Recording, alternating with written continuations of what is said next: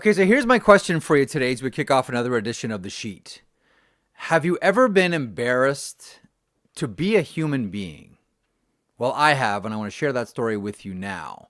And this is going to loosely be related to Matt Sekeres of Sekeres and Price. Stay tuned for the link. So I've worked the Olympics a few times, only once on site though. Normally I've always done it from studio, but in 2008 when I was working at CBC, I had a chance to go to Beijing for a month and cover the 2008 Summer Games. One of the best experiences of my life. Flat out loved it. Did all the tourist stuff as well. I got to see the wall. I went to Forbidden City. I probably should have extended my stay to go see Terracotta Warriors, but bad on me. I didn't. But there was one day, I can't remember what event I was doing. It might have been shooting. It might have been table tennis. It might have been rowing. These were some of the sports that I was doing for my CBC contract. But I finished up in the morning, went to the IBC, which is the International Broadcast Center. That's where all the broadcasters are. Finished up, filed, sent it back to CBC in Toronto. And that afternoon, I was going to watch Michael Phelps swim at the Cube. I was so excited. Like, I really, really love the summer games. The winter games are great, namely for hockey, but the summer games, like, give me the summer games all day long. And I really wanted to see Michael Phelps. Was a huge fan, still am a huge fan of Michael Phelps. And I'm like, wow, I'm going to get to watch this guy with hands like canoe paddles. This is going to be so fantastic. So it was real hot, like Beijing, August, like you're sweating, you're dripping. So I just got like my little CBC shirt, collared shirt, and I've got my little CBC knapsack with me, and I leave the IBC and I'm thump, thump, thump, thump, thump, going to the bird's nest, right? Walking by the bird's nest to get to the Cube. Go see Michael Phelps, a big day for your boy Jeffy. I get to go see Phelps swim, woo, industry perk. And as I'm walking there, there's like a shadow that comes over me, and I stop right away because right beside me there's someone that's, and I come short of calling it walking because it's more like prancing or gliding. Someone comes up right beside me that made me embarrassed to be a human being. I'm clumping around and I look over at this person who is gliding as if he's on air, and it's Usain Bolt. All muscles are in syncopation, and I stopped and went, I shouldn't be here. Not Beijing, but the Earth. Welcome to The Sheet.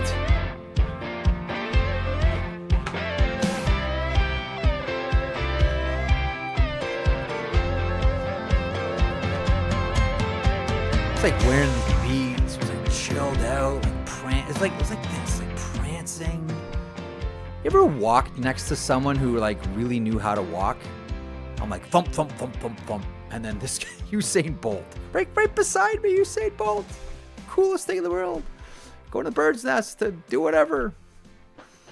Embarrassed to be a human being. What does that have to do with Matt Sekeres?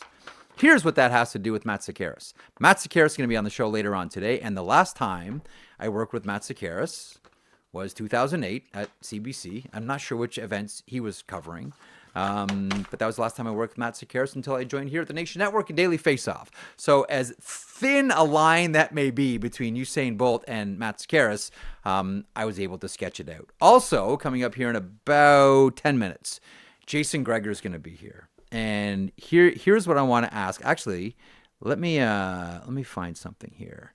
Zach Phillips, our producer. So here's why I compare Jason Gregor to Ryan Suter, Brent Burns, Duncan Keith, Drew Doughty, Alex Ovechkin, and Zdeno Chara. Do you know why I compare Jason Gregor to those 6 hockey players? No, I was like, okay, I'm listening so intently. I'm like, there's going to be a connection somewhere. There is a connection. No clue. What is this? Here's what I love about Jason Gregor. 1, outstanding broadcaster. 2, that guy logs minutes. That guy is like, he's on the air. Like, I don't know, like I would run out of words. Like I used to think I'm a big shot. I'm doing 2 hours a day. And now I'm only doing 1 here and 1 and change. But like I used to do 2 hours and be like, holy smokes, I need a fainting couch at the end of my shift. Gregor's out there for 4 hours. How do you not run out of words? Just stop and reload every day. He's amazing. I love him. And the reason why I bring up those 6 hockey players is, according to NHL records, at NHL.com, Ryan Suter, just over 35,000 minutes time on ice in his career so far. Brent Burns is number 2, just over 31,000. Duncan Keith, he now retired, 30,933 minutes and 40 seconds. Drew Doughty's still adding 30,849. Ovechkin, he's adding 29,903. And Zdeno Chara, 29,393 minutes exactly to the second. In the NHL on minutes. The ice, because these guys log minutes, and that's what Jason Gregor does. He's like our own Quinn Hughes, who's out there for half the game. By the way, I'll get into this with Sekeres a little bit later on. How many? Like, what's going to be left of Quinn Hughes by the end of the season? Like he's out every time he's out there. It's like 30 minutes a night. I get the temptation if you're Rick Tocchet. Oh, fire him out there, fire him out. Oh, by the way, GT Miller's back. We'll get on that. So, fire him out there, fire him out there. But like Zach, what's going to be left of Quinn Hughes by the end of the season? Plus, he's got 4 nations. Those. Yeah, seriously. You know those memes where it's like the videos where it's the perfectly cooked chicken or ribs, and they tap it on the table and the meat falls off the bone. That's going to be his legs at the end of this season. Like, that's what's going to happen to this guy. What kind of recovery would Quinn Hughes have to do at the end of the season? I remember talking to Matt Nichol once, strength and conditioning coach, now with the Ottawa Senators. Like, what do you do with hockey players at the end of the year? He's like, the first thing we do is we get them to do nothing. Like, their bodies just need to heal. Like, what's Quinn Hughes' body going to be like after this year? Okay, so we'll get into that coming up in a little while. So Gregor's going to be doing news of the day with us. We're going to get into a lot of Vancouver issues, and a great day to have Matt Sekeres on, one half of Sekeres and Price, which is an outstanding Nation Network / Daily Faceoff property that we have here for you. If you're a Vancouver Canucks fan, you already know about it because it's massive in the market. And if you don't, check it out because it's a well-produced, well-run, well-hosted program. And lately, Blake Price has been on fire. I haven't heard today's show, but they're on right now. But Blake Price was just on fire, spitting bullets about that Rick Tocchet press conference from the other day. But Zach, the big news of the day today around Vancouver land is the return of JT Miller. Do we have his clip as he addressed the media earlier on today? Yes, we do. We can go to that here now. Let's see. I am playing tonight, and I really would appreciate if we just stayed away from the reasons why I wasn't here from all of you guys. You can ask all you want, but I'm not going to dive into the reasons why I wasn't here the last 3 or 4 weeks. So I'm here, I'm with the team, and I am ready to look forward to what's going to happen in the future, not necessarily what has happened in the past. So I know you guys are going to ask no matter what, but I'm just going to say I'm not talking about it, but I just want to let you guys know ahead of time. JT Miller, I feel ya. So JT Miller returned tonight for the Vancouver Canucks. We saw the return of Thatcher Demko. Very excited in Vancouverland. We'll get into all of that with Matt Sekeres coming up here. Maddie's going to be stopping by in about 30 minutes. Jason Gregor's aboard in about 5. I don't want to belabor too much about what we saw last night between the Buffalo Sabres and the New York Rangers, because a lot of the oxygen on this program over the first 3 days of it this week has revolved around the Buffalo Sabres and the New York Rangers. I will, Zach, say a couple of things here, and please weigh in on this one in the chat. I don't know that the Rangers had to win that game last night, or else it was going to be more torches at the Castle Gate, send out the monster, the volcano demands a virgin, all of it. I don't know that we got any sort of deeper knowledge about who the New York Rangers are, other than they're a team that's probably not deep enough to do anything, or doesn't have any staying power as constructed right now to do anything. And on the Buffalo end of the ledger, I want to get into the palm trees thing here in a couple of seconds, but my thought on last night's game was it was a win, and I guess the old saying is you never critique a win, but if there ever was a win for a team that you wanted to critique, it was that from the Rangers. And by the way, Lindy Ruff with the hammer on Owen Power yesterday. Ooh. That is, but we talked about this yesterday. Lindy Ruff now is saying, if I'm going down with this ship, I'm doing it my way. Remember we talked about how Lindy Ruff said, okay, now you know what you have. It's 25 games in, you know what you have. You had a peek under the hood. You've seen what the car can do on the road. when you hear a coach say that, they put on your coach decoder ring, because what that's code for is I'm not doing it their way anymore. I'm doing it my way. But anyway, do you have those are my thoughts on the Rangers Sabres from last night. A much anticipated game that was kind of a snooze fest, but your thoughts on it quick. I said to you before we briefly talked about it, is like, I don't think either team fan base walks away feeling good yesterday. Sabres obviously it's a loss. I don't think they care that it was close. They don't care about anything relative to that other than a win. And then Rangers fans, like, okay, Mika scored. Like, is that a positive? Maybe, but I don't think that they feel much better about their team and their position. I will push on you here a little bit, Jeff, and will make you talk a little bit more about it. The Morning Cup of Hockey boys are battling in the chat right now. I just saw it. I just opened up my chat, and the first thing I see is Colby Cohen saying "frauds like you," and I'm like, "Oh, is he talking about me?" And then I see, "Oh, yeah, Laz right before him." Like, okay, yeah. Laz and Colby are going at it. By the way, hang on. So that's what I was going to ask. Can we do this, because the guys are on right now on the chat. Morning Cup of Hockey, which I go on about all the time because it's my favorite show.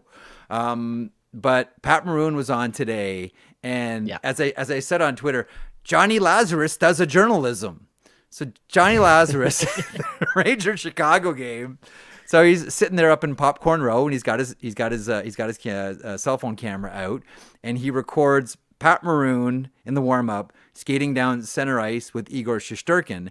And because Johnny Lazarus does a journalism, Johnny Lazarus asked Pat Maroon about it. We should call this segment Johnny Lazarus Does a Journalism. Let's hear Johnny Lazarus do a journalism from Morning Cup of Hockey today.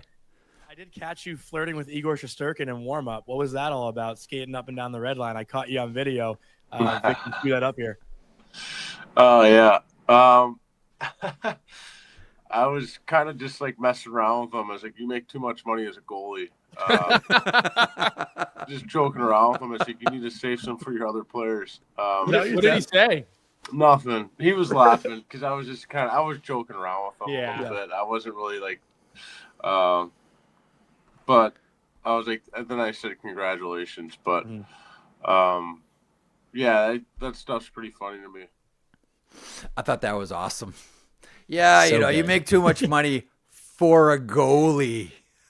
Because goalies aren't part of the team. You know what? We talked about this the other day. I was talking about this with Laz and Colby on their show. The idea of, do you pay goalies or do you not pay goalies? Like, I don't think that there's one way to win the Stanley Cup. We've seen teams win the Stanley Cup with Antiniemi. We've seen, no offense, we've seen teams win the Stanley Cup with Aiden Hill. Again, no offense. We've also seen teams win with Andrei Vasilevsky and Sergei Bobrovsky. Like, I don't think that there's one way to do this. But I've always sort of been of the mind that you play the hand that you're dealt. And if you're dealt a good goalie, you don't look at Igor Shesterkin and say, we don't believe in paying goaltending. You have this wonderful goaltender, this unique bird in the NHL. You have that. That is your advantage. Play to it. Just because other teams don't have it and choose to allocate their funds differently doesn't mean that you can't win the Stanley Cup by paying your goaltender. See Tampa, see Florida. See Jason Gregor, one half of the DFO Rundown. The latest podcast just came out today. And in advance of Gregor talking for another 4 hours. This guy is he's the Adrian Aucoin. That's for your old school fans out there of the daily Faceoff world. He is Jason Gregor, and he joins me now. So Gregor, here's who I was comparing you to a second ago, and I want to know, if you could be any one of these players, who would you be? Now, these are the top 6 players who played the most in the NHL, most time on ice in career. Number 1 is Ryan Suter, over almost 36,000 minutes. Then Brent Burns at 31,000, Duncan Keith and Drew Doughty just over 30, Alex Ovechkin at 29, and Zdeno Chara at 29. You are the ultimate minute muncher out there in broadcasting, but if you could be any one of those 6 players, who would it be? Suter, Burns, Keith, Doughty, Ovechkin, Chara. Well, I think to take a line from baseball where the chicks dig the long ball, I think chicks dig goal scoring. So I got to go with Ovi. Come on, he's going to be the greatest goal scorer of all time. Yeah. Now, the funny thing is, how many of those, Chara's, to be Chara's size and to be able to just physically intimidate everybody would be probably pretty fun. And Keith and Doughty were elite for sure. They're Keith's a Hall of Famer and Doughty's going to be a Hall of Famer. But I'll go with Ovi because, man, There were a few days when maybe you're tired, you could just line up on the left side and shoot bombs, and no one can stop you, even though it's coming. So see, I'm almost warmish to Duncan Keith on this one, because I'm an awful skater, knock-kneed, clunky, like all of it. I grew up playing net, like I was a goaltender, and then I just became like a hack defenseman after that. But I'd love to feel I'd love to feel that sensation of being able to just to skate like Duncan Keith and to glide like Duncan Keith. But I will tell you, there is something really attractive about being Zdeno Chara for a day. Right? Like, can I just see the world through Chara? Can I just skate through a game like Zdeno Chara? Like, I don't know that we really yet have appreciated what we just saw. Like, before Zdeno Chara, there was Larry Robinson, and Robinson was sort of like the Chara of his day. Like, nobody messed with him. He was always an all-star, Hall of Famer, all of it. I always just wonder, like, what's it like being Chara for a day and having, like, being able to terrify everybody on the ice. Oh. More than anybody else. Like they're lucky that Chara, he had a conscience. You know what I mean? Oh, like yeah. He would intimidate you when need be, but he also seemed to have like a real human respect element where some guys are just like, we're going and I'm going to absolutely destroy you. And, I'll keep punching you. Like you saw a few many times in fights and even hits where, he kind of let up a little bit, and just because he was so strong. And I've talked to guys who have played with him and guys who played against him, and he's one of the greatest human beings that they've ever met. And you see him now, like he retires and he's running marathons and like he's always looking to different ways to push himself. Like he's ultra dedicated, and he's another great example, Jeff. And I know you study the history of the game. He's such another great example of hockey being a late developing sport, because if you go watch Zdeno Chara in junior, when he was in the Western Hockey League, like his first few years, because he was so big and, he looked kind of awkward, he became a really good skater for a man that big. So he played at Prince George, and his coach was Stan Butler. Stan now coaches the Erie Otters of the OHL, and I can recall, because I've known Stan for years, and I remember him telling me the stories of this kid who's huge and green as grass, and I have no idea what we're going to do with him. And he told me about his first fight. He's like, he's never fought. He'd never fought. Like I can't remember who the kid he fought was, but it didn't go well for that kid. But he had never done it before, and he just wanted to try it just to see what it was like. But listen, you remember him with the Islanders. We all looked at him and said, like, I have no idea what this is going to turn into. And what it turned into was one of the best defensemen we've ever seen. Well, one of the worst or best trades, depending on which side of the ledger you're on, Ottawa or the Islanders at that time. Remember, because he was kind of like a throw-in on the deal, which is crazy thinking back on it. Yeah, here's an all-star. Or how about Ottawa having to make that decision? Are we keeping Wade Redden or are we keeping Zdeno Chara? We can't keep both. Yeah. Well, that was, and in hindsight, you know what? That was clearly the wrong decision. Yeah. We're really good talking from the back seat here in the media about how that was the wrong decision.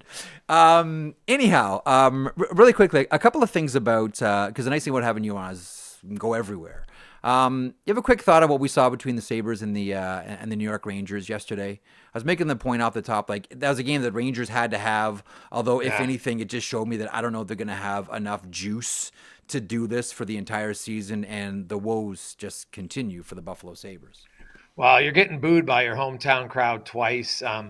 They're probably almost happy to go on the road right now. And it's too bad. And I get why Buffalo fans, like I'm not being down on the Sabre fans, man. Your team's missed the playoffs, NHL record 13 times. I think it's the longest active record of all four major sports, added any league. And no one's missed the playoffs that many consecutive seasons.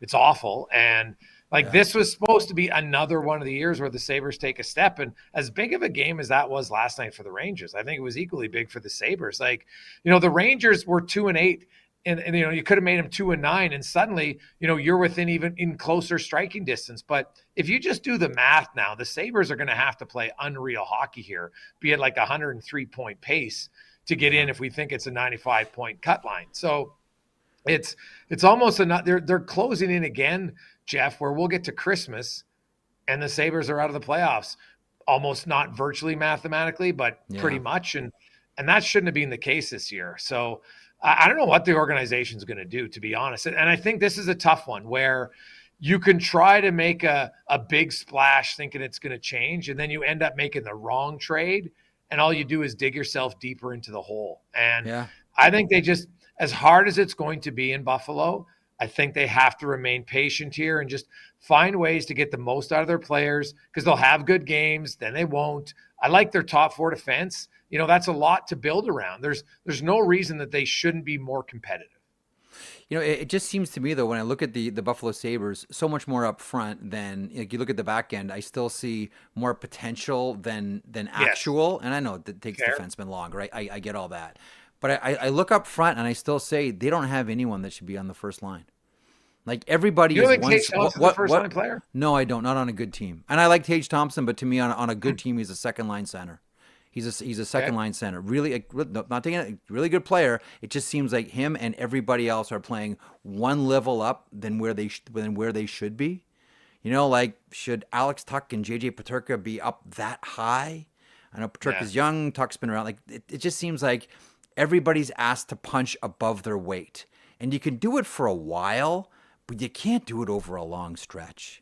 And I know we keep pounding this out. They didn't spend any time in the American League. It's that the other thing too is, if you're Kevin Adams, I mean, how do you not feel frozen right now? Like you don't want to make the move that sends Dylan Cousins to getting his name scratched on the Stanley Cup, right? Because we've seen it before. There should be hesitation. The Jack Eichel trade. And which was only really made because they were like, well, we don't really agree with his doctors. And look what happened. He goes and he gets the surgery. Vegas like, yeah, do the surgery you want. And now look at Jack Eichel. He's at the midway point of the season or the third point of the season, he'd be one of the 3 finalists for the Hart. He's played great. He won a cup, played great there. You look at Sam Reinhart. What's he done since he left Buffalo? And, those are 2 number 2 overall picks. And, those are top guys. Like how much better would they be if they ran the organization so those guys would have wanted to stay? So I think Buffalo has to – now, Kevin Adams wasn't there. I get it. But still, you look at – or maybe he was there for Reinhart. But you look at that whole organization. There's a reason you lose 13 years in a row and you don't make the playoffs, right? It's a net management. It just is. And so they have to make smart moves now. And I get that Dylan Cousins is struggling. But you just signed him to you believed in him enough to pay him that money. You can't just flip the switch all of a sudden and be impatient, because you know what happens? You trade him. And then look at Dylan Strome. How could Dylan Cousins potentially not be the next Dylan Strome? Right? Yep. You don't think Chicago they didn't qualify him.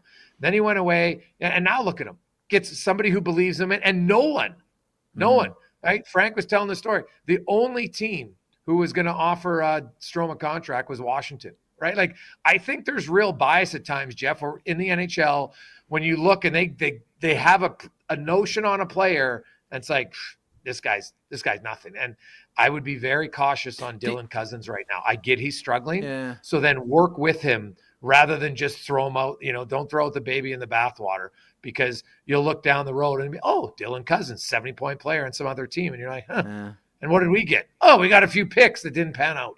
Hill of beans. It's interesting too, because there's on the one hand, when it comes to managers, there's always been this tug and pull, and you see this in hockey all the time. Copycat league, try to ape what was successful before and try to do it again. But it seems as if there's this tug between managers. On the one hand, there's the groupthink where everybody makes their mind up about someone together, and they say it back to each other so many times that everybody starts to believe it. Versus, and this was always Glenn Sather, I mean, and you're closer to it than I am, this, that arrogance of the manager that says, you know what, all this guy needs is to be in our program. This guy needs to be on. I mean, how many times did you see Glenn Sather do this? Both in Edmonton and then maybe even more specifically with the New York Rangers. Like there are some managers that are willing to really stick their necks out, and sometimes it flops, sometimes it doesn't work. But I admire those guys because they swing for the fences. It doesn't always work, but every now and then they hit those tape measure home runs.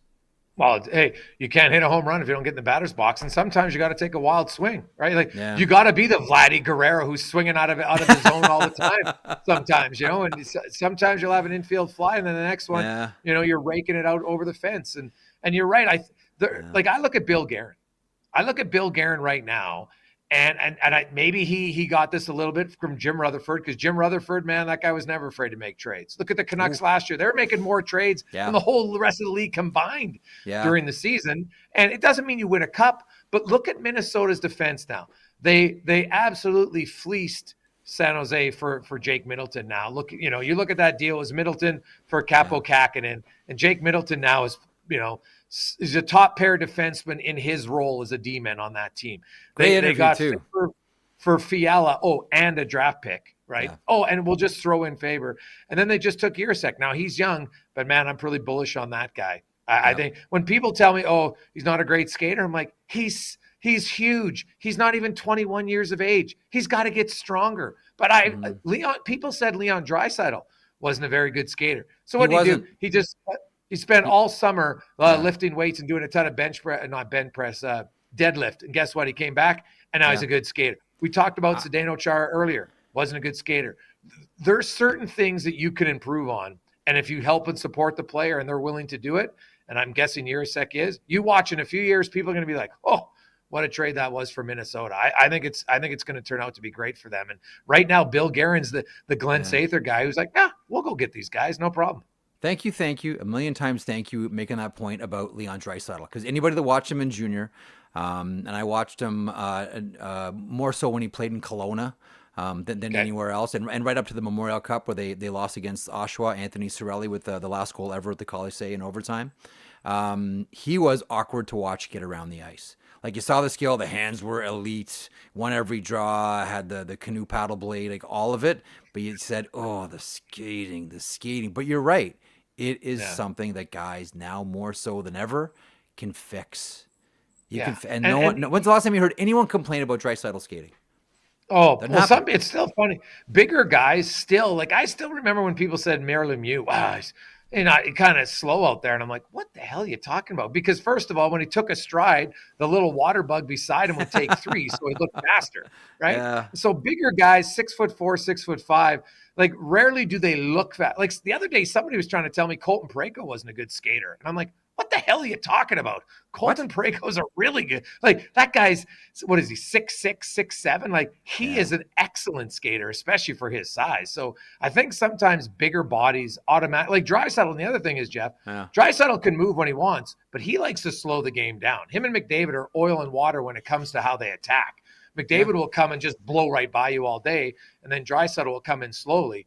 And now slowly is in the term of, to me, it's controlled. He can slow the game down. I know when you get close, like Forsberg and Jagger, sticks out the rear end, and I'm now I can't get the puck, right? And so I think there's different ways, because sometimes I get frustrated. Everybody thinks, you got to be a great skater. And if you're not a great skater, or you can't play. And I'm like, no, you just can't be a bad skater and get around.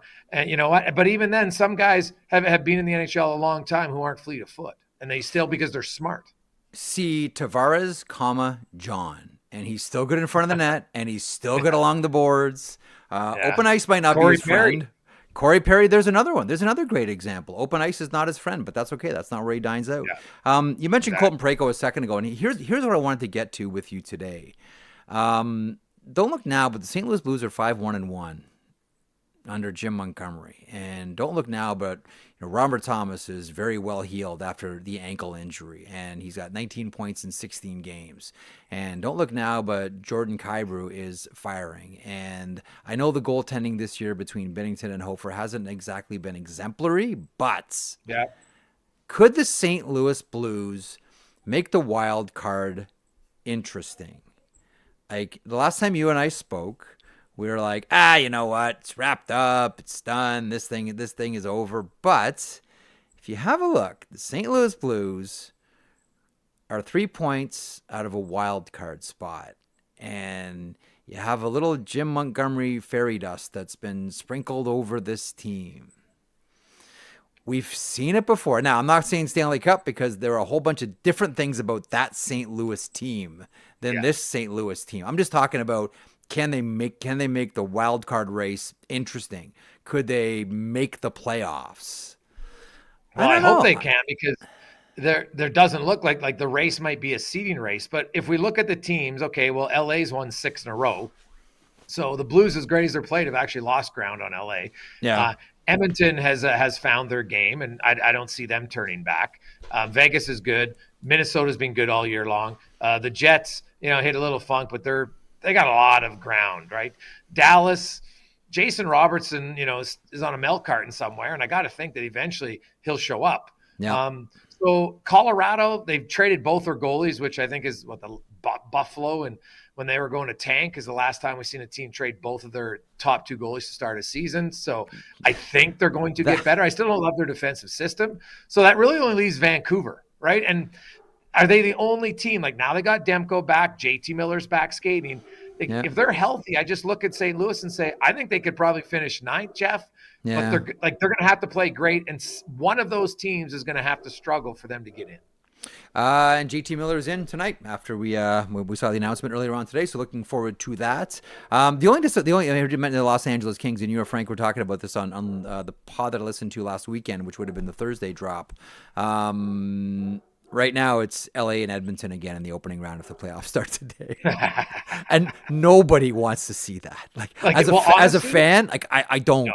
I've had it. No more. I don't care who you play. Bring back the Atlanta Thrashers and the California Golden Seals and anyone else, Cleveland Barons. I do not want to watch LA and Edmonton again. Please. Yeah, I think the only people who might are the Oilers because they beat them. They've beaten them, gotten better every time. It was 7, then it was 6, then it was 5. LA, I think if you're the Kings, I think their best matchup in the Pacific is Vegas. Honestly, I think LA plays a style that has the size that they could really give Vegas fits in a 7-game series. Sometimes in the playoffs, Jeff, and you know this, matchups matter a lot, right? And 100%. Some teams, they just don't match up. And LA doesn't have the speed down the middle to match Edmonton. They just don't. They can't. And I know they changed their style this year. They're not sitting back. They tried to sit back for 3 years. It never worked, right? The 1-3-1 did not work. Edmonton was patient, and then they get 2 chances. They'd score. It's game over. So I look at LA, and they probably, anybody else, I think they can match up against. But even with all their changes, if they get in a series against Edmonton, it's December, and I would pick Edmonton because they haven't changed their group enough that I could see them beating them. Speaking of Edmonton, I have a couple of minutes with you. I know you got to get to your show. I do want to ask you about the Edmonton Oilers. I think this is a team that right now is looking at their squad and saying, we're not even considering doing anything. And I saw they picked up Alec Regula here on waivers from the Boston Bruins. And there's an interesting story with him. His history is interesting. But it seems like it's a team that's convinced that they don't really hit their stride. Things don't really start to come together until early January. And it seems as if they're quite content to wait for early January to happen. Do you think that's wise? Well, the team itself is, what are they, 16-7-2? They started 0-3, but since then they've been good. Darnell Nurse, by the way, Jeff, you can make the argument he's been the best defensive defenseman in the NHL since November 1st. It's been better, right? Yeah, absolutely. You look at his underlying numbers, they're unreal. He's only been on the ice for 2 goals against, and he's cut down his big errors. He's moving the puck. He's playing great, so that helps their team. But from a management perspective, they have the luxury of being patient because they got to see what happens with Kane. What's he going to be when he comes back? Can he come back? Victor Arvidsson. Now there was concerns when he got signed. The one concern I heard from people in LA and other places were he gets banged up. Yep. And what happens? He's banged up again. Guys who are always hurt, sadly, there's a reason they're always hurt. They're always hurt. I can't explain why. It just happens. So if are they in a rush to make a move? No. I think everybody knows they have to make a move. I still think they would like to upgrade their second pair right defense, right? I love Troy Stetcher's competitiveness. I love everything about him, but I wouldn't want him as my second pair right defenseman in the postseason. So that's where I think they have to go. And their challenges, look around the league, Jeff. Yeah. Who is a second pair right defenseman who's available? Oh, I know. They're not. Teams aren't letting them go. And if you're going to get one, it's going to be a king's ransom again, right? I trust me. Dallas has been beating the bushes for 1D and 1 forward now for a while, and we're hearing big names. I wonder if they just wait until the Four Nations is over before making their move, or they may be forced into doing something sooner. We'll see. We'll see the big Yeah, name. well, the Seguin injury is not good for them, right? Like quietly, he was having a really good year, 20 points in 19 games. And that I'll tell you, we make a lot about the Rupe Hintz line. That line with Matt Duchene, Tyler Seguin, and Mason Marchment. Holy smoke! You want to talk about a quiet, great year? Have a look at what Mason Marchment's doing. But you're right, Tyler Seguin was right there, and Matt Duchene's being interviewed on ESPN. They're saying, "You think you might make Team Canada because your numbers are there, Matt Duchene." It's been, but good luck getting. You know what? He's been a revelation. There's, it didn't work out for him in Nashville, and he gets bought out and comes back, and man, he's playing excellent for Dallas. And you get in the right situation for guys with skill. I'm still a believer. Fit matters, Jeff, for lots of players. And we talked off the start about opportunity, and I don't think some guys do slow off and fall off a cliff a little bit at times. In their mid 30s, but Matt Duchene, I never felt he was there. Like, he had the one great year in Nashville, and then there's some injuries. And Nashville, for whatever reason, look this year, offense goes to die there. Yeah. If you're looking for a lot of players, it does. And I think that's something that organization, they really need a true center. Like, they've got all these good wingers. They got nobody to move the puck, so that's not ideal. But it is something where I don't know if I've ever seen an organization that is that good at goaltending and finding defensemen, and then they can't consistently find offensive players. You're not wrong. And a lot of those blue liners were all from the Western Hockey League. And you're right. It is a complete goaltending factory. And you're right. Like, they have tried everything. And listen, when the draft was in Nashville, this, like, they were hanging, Askarov's name out there trying to get the 4th overall pick, Will Smith from the San Jose Sharks. Yeah. Like, they were open for business. And look what they got for him. Like, that's a trade that, when you consider how potentially good he could be, yikes. Okay, real quick. This from Johnny Lazarus, and I'm going to let you go. Question for both of you. I'm going to let you answer, then you got to scoop, because I know you got a show coming up top of the hour. Which player in the early stages of your media career were you the most nervous to talk one-on-one with? Ooh. Was there someone that you were like, I'm going to try to be cool here, but inside it's butterflies, and I really hope they can't see that I'm sweating at this point. If you want to think about it for a sec, mine is Marcel Dion. Early in my career, like 2001, maybe 2002, Dion came out with his book and had him live in studio. I was doing a show with Bill Waters and had him live in studio. And I still remember when I was a kid, my dad always telling me about the best player in the NHL is Marcel Dion. You just don't get to see LA Kings games. It's Marcel Dion. And I finally got a chance to meet Little Beaver. And I was like, I'm actually nervous to talk to Marcel Dion. So that was it for me. What about you, Jason?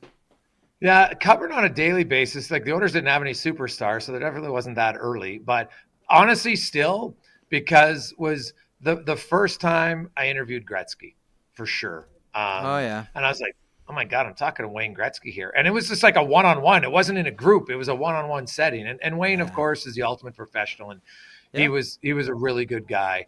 He would be one. But my favorite interview was when I got Donovan Bailey in studio for an hour. And because I remember exactly where I was in 1996 when he won the gold medal. And it was like it brought pride back to Canadians after Ben Johnson and everything. Yeah, and it pissed me off because I knew Ben wasn't the only one cheating. He just got caught. Screw the Americans. I'm sorry, Carl Lewis, the biggest cheater ever. But just never got caught. And for Donovan to win that, and then when he came in studio, like, he was a big, like, sprinters, it's an individual, like, they're big personalities, right? Yeah. And that's what Donovan was. And I remember there being like, okay, like, we did an hour long in studio, which is amazing. Yeah. And like, after it took me about 10 minutes to calm down, I was just like, I got Donovan Bailey here. So that wasn't early on, and it wasn't a hockey guy, but that was like the most excited maybe I've ever been for an interview. That's awesome. Great one. Okay, released. You can catch your breath, get a sip of coffee or a sip of water, and you got another Too marathon. hyper, buddy. No coffee. I've never had it. Could only drink water. You've never had a cup of coffee, eh? No, I can't. I'm hyper enough. The smell of it, I don't know. I made coffee for my parents growing up as a kid, and just did it and they smoked too when I was a kid. So I think I combined the two. I like it, but even now, like, so many people, oh, you got to try it, man. And no, I worked in the oil field for years before I got into media, and never drank a cup. Couldn't do it. Oil field's not really known for drinking coffee, though. No, trust me. Well, there's a few things in the oil field. The coffee with coffee. Yeah, trust me, the there's a oil lot field of stiff coffees after a night of stiff drinking. Yes, fair enough. Get in the shower, put on a pot of coffee. He's got to get to work. You're the best, man. Continued success. We'll catch up soon. Thanks, Jeff. Good job, man. Love the show. Thanks, pal. There is the great Jason Gregor on the sheet here. 1/2 of daily. Well, listen, 1/2 of one of our signature podcasts, Daily Faceoff, the Daily Faceoff Rundown. Okay, we have a lot to get to still. We have Matt Sekeres, who's coming up in a couple of moments. We have a very active chat going on right now. What do we have, Zach, as far as questions go? Okay, there's one that came up here on Twitter that I want to ask. I would love to take credit for this one. I cannot. Okay. Hazen at Huncho_JH on Twitter. He tweeted at us, included the hashtag as well, hashtag Sheethead. We appreciate that. Sheethead. Really want to hear Jeff Marek's thoughts on Alec Regula. I'm sure he knows him based on his junior days in London. Sneaky claim by the Oil. He in junior, he was a really offensively oriented guy. Like I remember there was the one year. There was the one year that London ran one of the more unique power plays you'll ever see. They ran 3 defensemen on a power play, and they used Regula in the bumper position. And there was a number of game sheets out there with a guy by the name of Hunter Skinner, who was a defenseman, and then someone that a lot of people will remember, San Jose Sharks fans certainly will. He was a first rounder, Ryan Merkley. You would see game sheets with Regula scoring Merkley and Skinner with the assists, and you look at it and you go, 3 defensemen on a power play? But that's what that edition of the London Knights, that was when Connor McMichael was on the team. That's what they would run out on a regular basis. The other interesting thing about him is, I remember when he was drafted, his dad, Chet, from Livonia, Michigan, his dad was the long time, I don't think he is anymore, was the long time, 26 years, dentist for the Detroit Red Wings. And I just remember hey, the Detroit Red Wings just drafted their dentist's son. The 3rd round, 4th round. You can check on that one. But I haven't seen him play. He's been bouncing around the American Hockey League for a couple of years. But there was one year where he scored 25 goals as a defender. So probably not that guy anymore. Lighten up for 25 goals a season from the point. But watched him a ton in junior playing for the London Knights, and he was offensive. It'll be curious to see what they end up doing with that defenseman and the Edmonton Oilers. We are standing by for Matt Sekeres, as I mentioned. One thing I did want to mention too. Coming off of that Buffalo Rangers game last night, there was a report, erroneous. There was a report that security at the KeyBank Center were confiscating or poking holes in inflatable palm trees. Okay, I checked. Not true. They weren't doing that. All that Sabres security is doing is, if you're holding something, anything, a sign, a palm tree, anything else that's blocking people's views, they will confiscate it. But that's not unique to palm trees. And as a matter of fact, and you can't do this while you're losing. As a matter of fact, and this isn't Kevin Adams, and this isn't Lindy Ruff, but the marketing department are trying to figure out a way in Buffalo that they can lean into the palm tree thing. As much as everyone's saying they're trying to run away from it and they're scared of it or they're embarrassed about it, quite the opposite. Buffalo's trying to figure out a way how they can lean into this, but you can't do it. You can't lean into something like this while you're losing. The Buffalo Sabres need to snap out of this one and start to string together some wins, because the palm tree bit is not going to go over very well unless you start to pile up some W's. So that's what's happening with the Buffalo Sabres, and that report is erroneous. The Sabres aren't doing that. And I think, by the way, if you're a member of the Buffalo Sabres, as much as the losing sucks right now and you really feel it, anger is still better than apathy. The worst is apathy. When your fans don't even care enough to try to bring in inflatable palm trees. I've always made the point that The worst thing for a team is not fans not buying tickets. It's bad, but it's not the worst. The worst thing is fans that buy a ticket but choose not to go.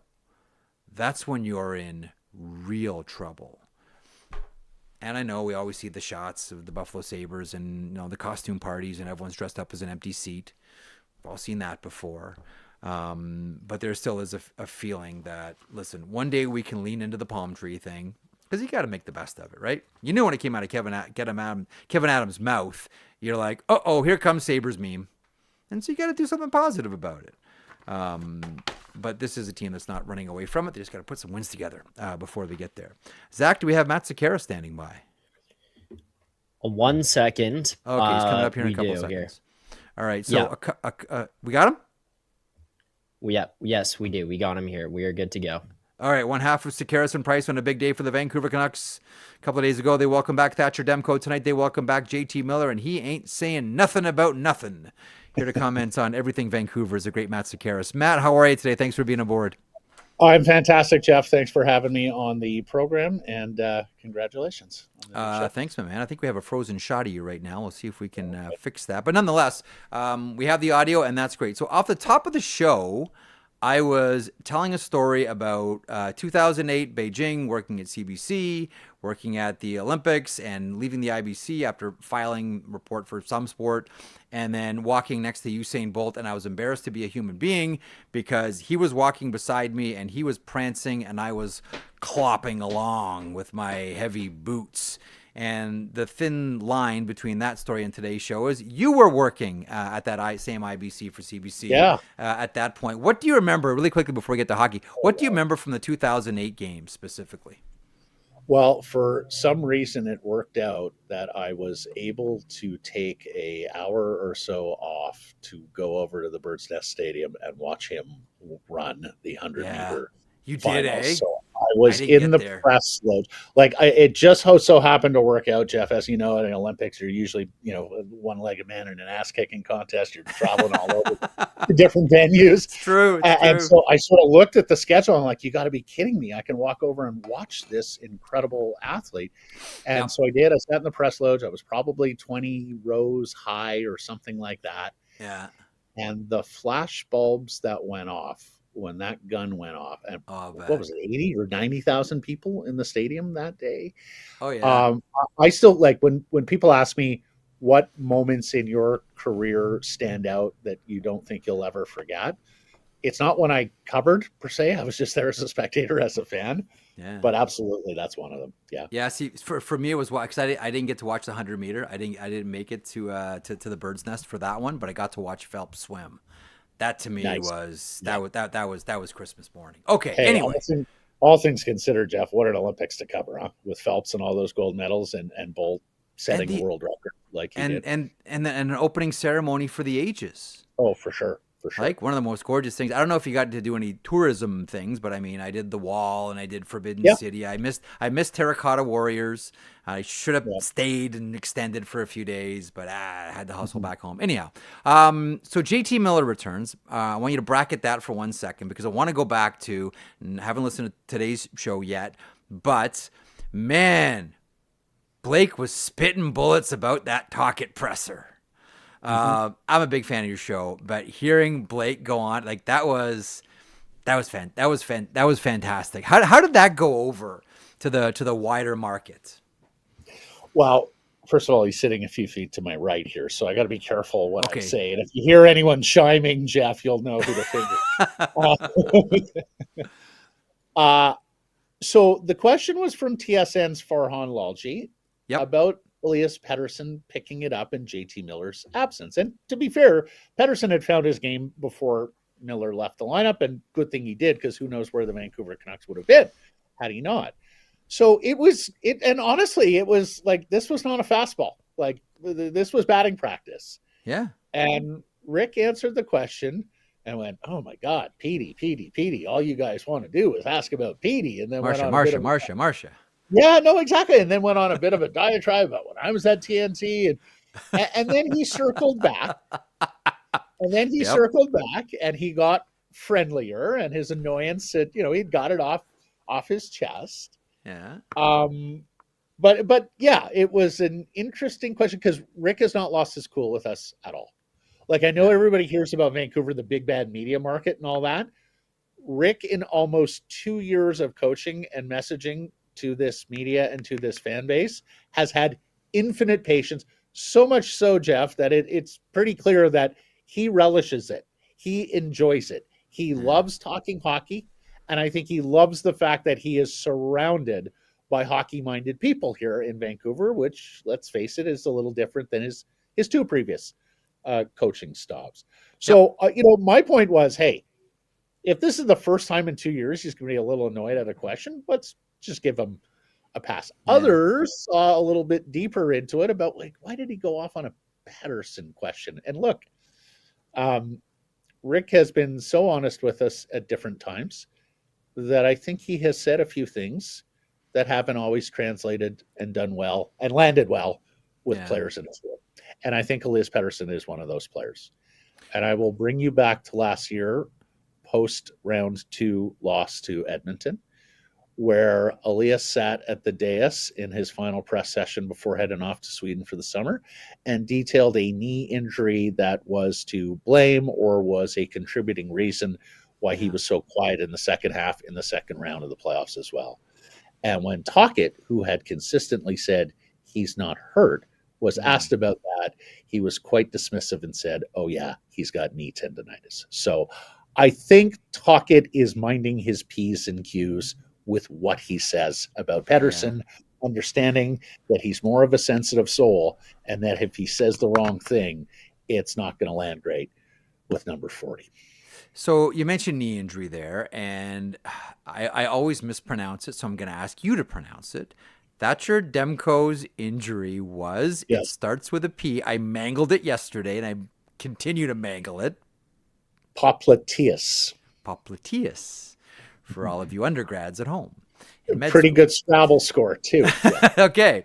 So I mentioned this as I mentioned the conversation that you and Blake had yesterday with Pierre McGuire, and we sort of had our own little conversation about something you started on your podcast, which was the Vancouver Canucks contemplating life without Thatcher Demko, who they are pretty close to extending. Like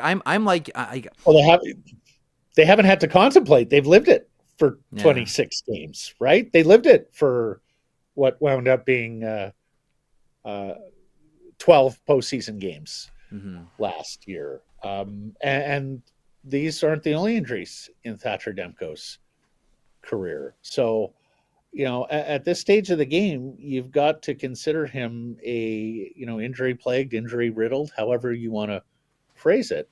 Now, the good news is that he finished the game Tuesday and seemingly felt great afterwards. At least that's what he's told us. And that was not the case the last time we saw him play, which was game 1 of the first round last year against Nashville, when he, had come back from injury late in the year and just wasn't able to go in game 2, and then wasn't able to go the rest of the postseason, and then wasn't able to go at the start of this season. So, we've talked about it when you've joined our show. He signed right at the death for low money, but I think you can argue that Kevin Lankinen has been the most valuable unrestricted free agent signing of the summer, which is extraordinary, right? Like, where would the Canucks be without this guy tending goal? So, there's a big decision coming up because Demko is going into the final year of his contract next season, which means he's eligible for an extension in July. And I think what the Canucks management group has to see between now and the end of their season, whenever that may be, is can Thatcher Demko hold up to the workload? And I don't even think we're talking like a UC Saros Connor Hellebuck workload here, Jeff. Something short of that. Just the regular, not the hyperinflated. You're going to play close to Grant Fuhr numbers, right? 57 games as opposed to 63 by regular season context, because of course you're hoping to play a lot of them in the playoffs, and you would think he'd be the guy each and every night there. So here's and this is a Tocchet question too. I wonder what is going to be left of Quinn Hughes by the end of the season. If he continues to play half the games. Every time I look up, Quinn Hughes is on the ice, and generally he has the puck. What is going to be left of Quinn Hughes playing 30 minutes a night? He's so small. Blake and I talk about it all the time. The moment he walked into a conference room in Dallas when we were doing our show in advance of the draft, and he walked in and he looked like a child who had lost his way, right? Like, who's this kid and what is he doing here? Oh, no, that's the kid from Michigan we got to interview. You wonder, playing 30 minutes a night, whether he will just like evaporate into air. Like, there will be no physical matter there at some point. But I got to give him credit. Like, pound for pound, he is a tough son of a gun. And the workload, I think it's fair to say that the workload last year eventually wore him down a little bit. He said when he reported to camp this year that he was not as good in the postseason as he would have liked. He said, I don't feel like I had a poor postseason, but I've got to do more. And and he made it his mission to be prepared for this season and to deal with the workload. Now, part of the other problem they have right now, Jeff, is that Philip Roenick, his usual partner, is out of the lineup and will be till the end of January at the earliest. And they have not only formed one of the better defense pairs in the National Hockey League over the year plus that they've been together, but the Vancouver Canucks are not particularly structured on defense to have defensemen move the puck. And so you're seeing higher minutes now for Hughes because when he's not on the ice, they don't have a lot of puck transportation from their zone to the other team's zone. And that's a significant problem. It was a significant problem Tuesday against St. Louis. And it's also a problem that I think is going to have to be addressed at a philosophical level with the organization. Rick Tocchet and Adam Foote, who runs the defense here as the assistant coach, they believe in redwoods.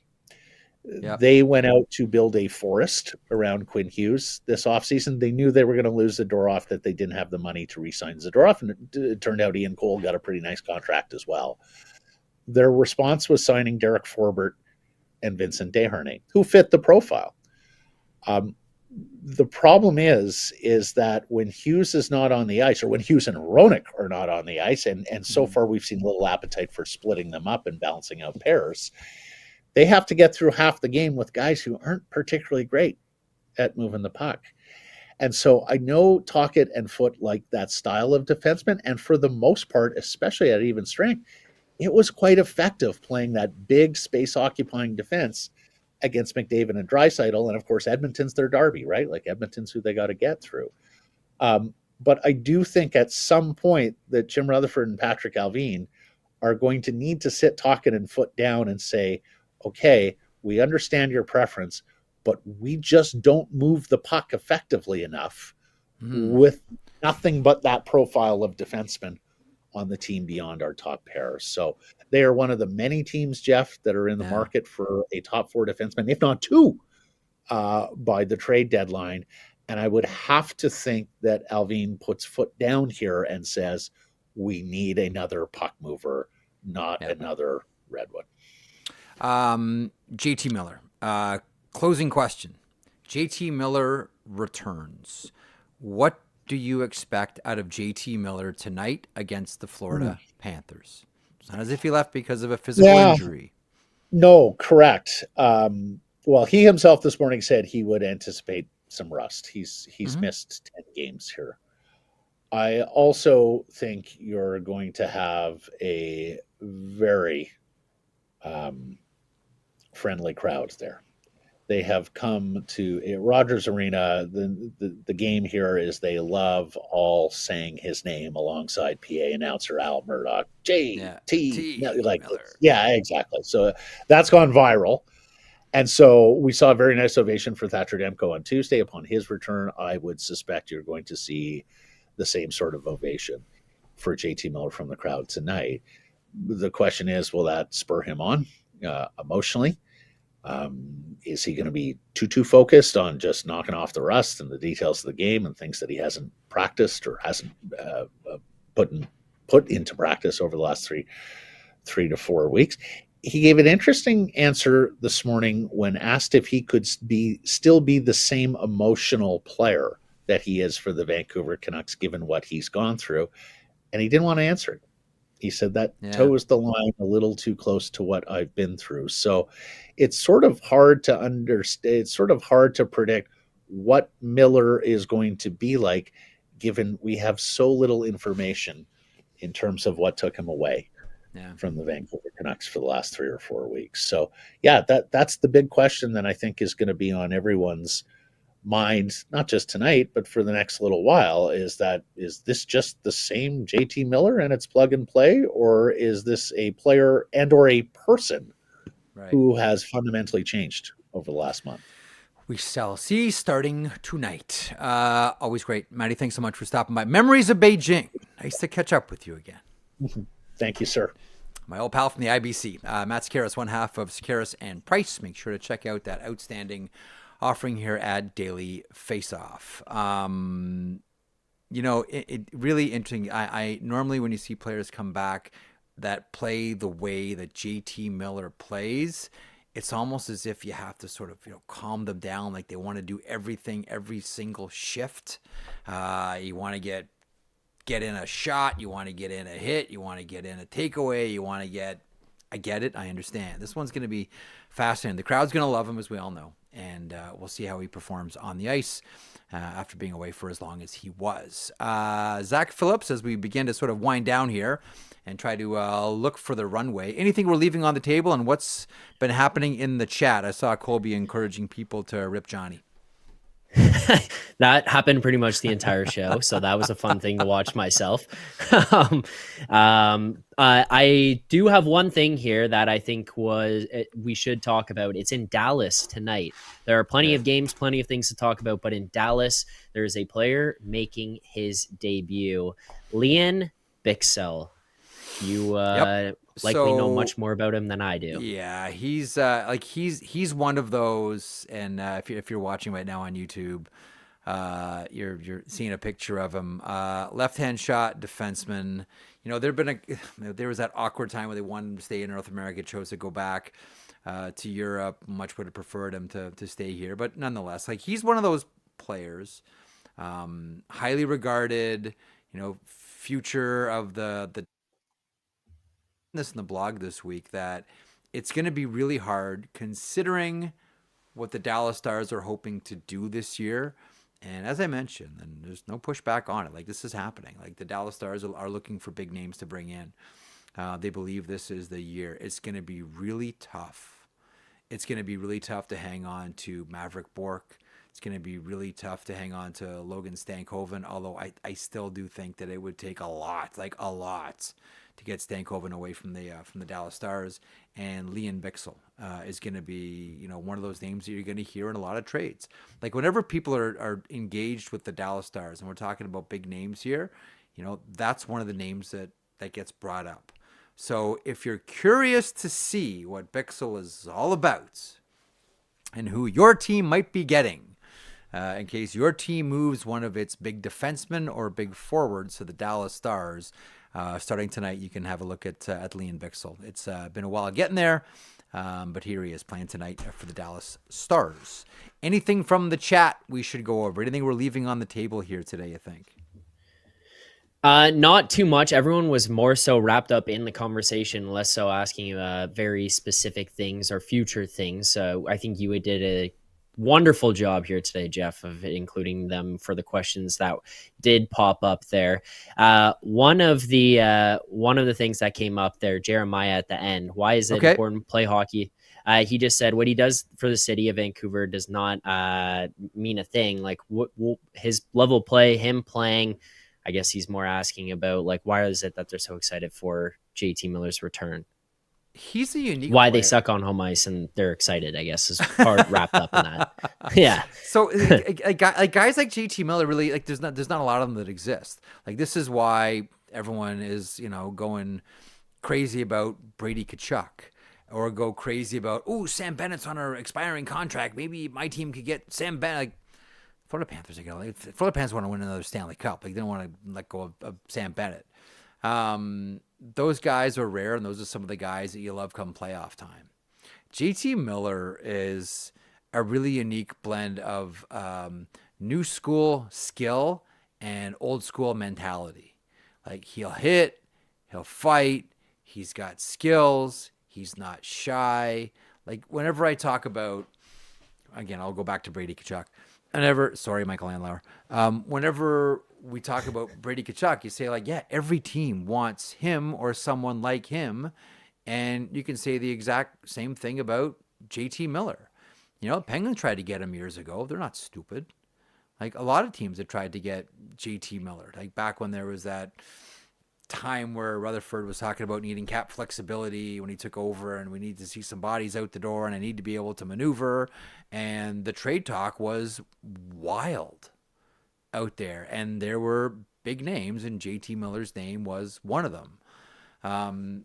For Vancouver, thankfully, they kept him, and they didn't move off of him. But the main thing that I think fans appreciate are hardworking players, and whether it's big body check, whether it's fight, whether it's stand up for teammates, and also produce. Let's not forget, he's a 100-point guy.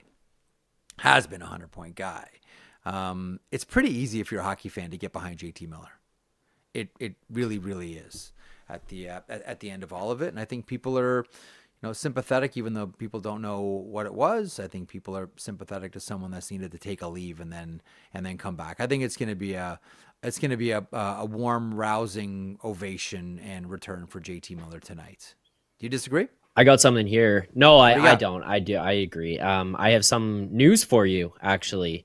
Your friend Elliot has just tweeted 3 minutes ago. Anaheim's Trevor Sekeres had surgery today to repair a torn meniscus in his right knee. He's out 6 weeks. It's actually much better than was initially feared. Wow. So good news for Sekeres and the Ducks. The way that we all saw him go off, did you not think, well, there's the season? When you saw Sekeres, I'm like, oh, that one looks like a season ender. They dodged a major bullet there.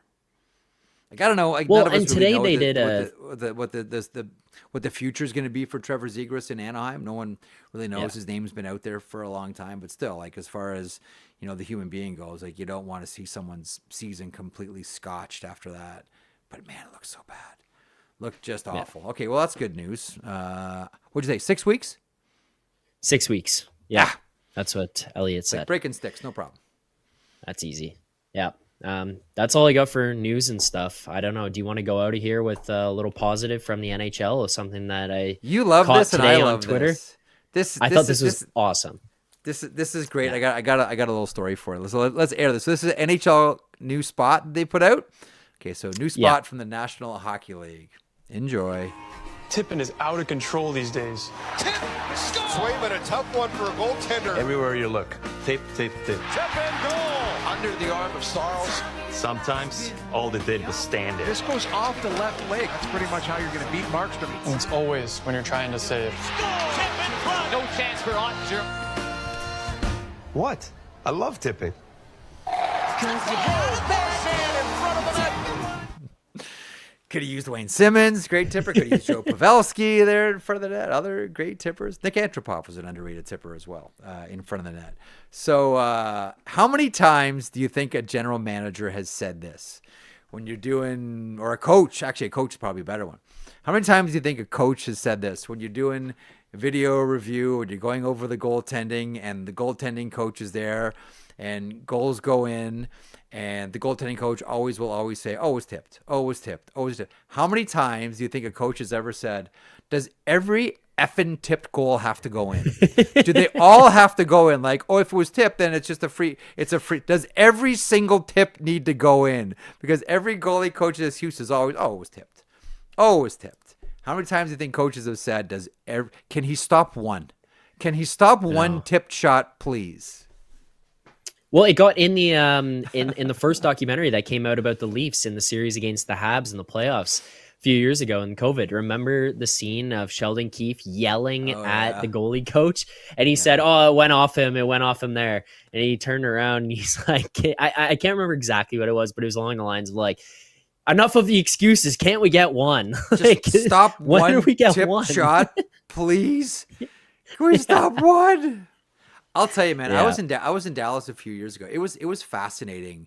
This is when me and Elliot were doing the pod together, and we went down there and we were doing like a number of interviews with the Dallas Stars players. They're really gracious with their time. It's a wonderful organization. And I remember I wanted to get there early before the skate because I just heard these legends of like Pavelski being out there and just puck after puck after. And it's true, or it was true when Pavelski played. It would just be like they'd have buckets of pucks and just firing pucks and just tip, tip, tip, tip, tip, tip.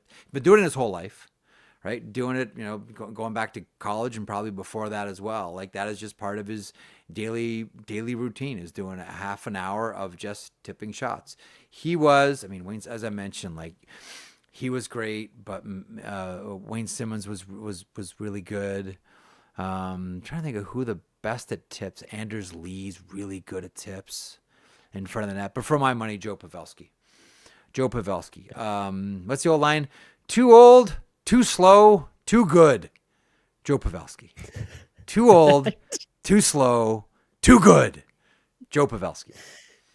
I miss Joe Pavelski in the game. In the game. Okay.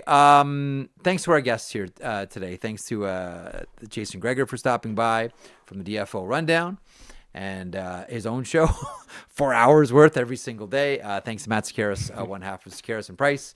On behalf of Zach and everyone here at Daily Faceoff and at The Sheet, thanks so much for joining me today. Friday is tomorrow, and we're working on the technology right now, right, Zach? So we can get clean line with our Friday regular stop with Brian Burke. As we like to say around Berkey, let's get ready to grumble. Brian Burke, tomorrow on The Sheet. Thanks for joining us today. Back tomorrow, 3 o'clock Eastern, noon Pacific, for more of this program. Enjoy 14 games tonight. Pick one, pick two, pick three, pick a handful. Watch them all. Enjoy hockey tonight. Talk about it tomorrow.